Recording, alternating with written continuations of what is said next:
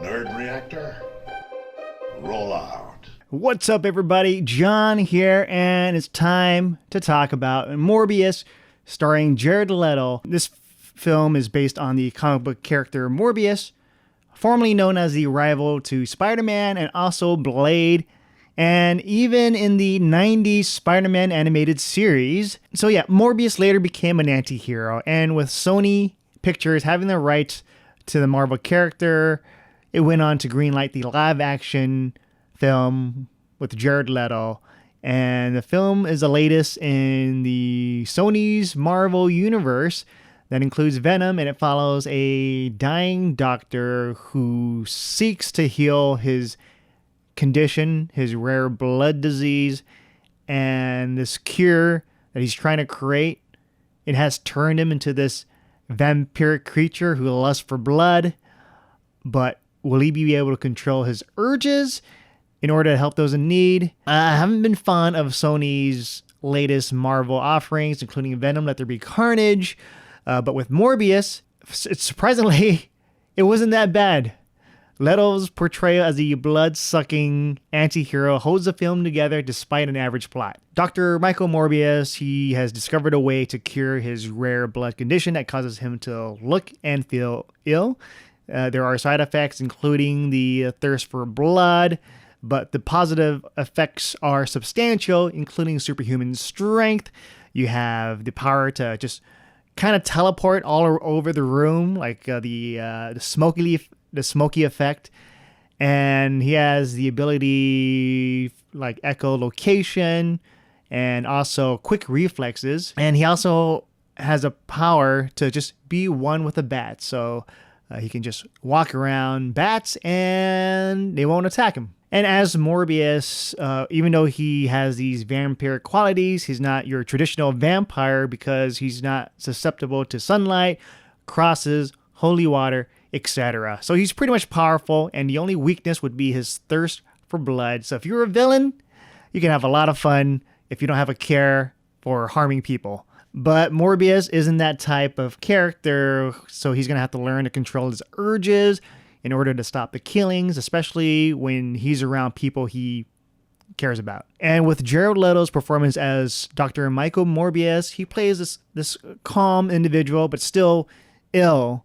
And once the transformation hits and the urge for blood kicks in, he just becomes muscular, and he gets to channel like his darker side when the vampiric side comes out.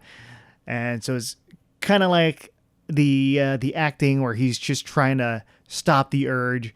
And so it's a lot of just resisting and holding on to who he is so that he doesn't turn into a complete animal. And for this, yeah, it's a solid performance, but nothing too spectacular as the title character. And let's talk about the villain. We have Matt Smith from Doctor Who. He portrays Milo. He's a childhood friend to Dr.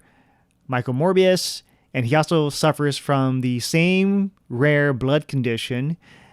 And as the main villain, he does have fun with the role, especially when he becomes the vampiric creature. And for me, I would have loved to see more of that gradual struggle with his friendship with Dr. Michael Morbius. But since this is a Marvel film, mainly under Sony, one shouldn't be shocked to see a one-dimensional character. And we also have Tyrese Gibson, who plays an FBI agent named Simon Stroud.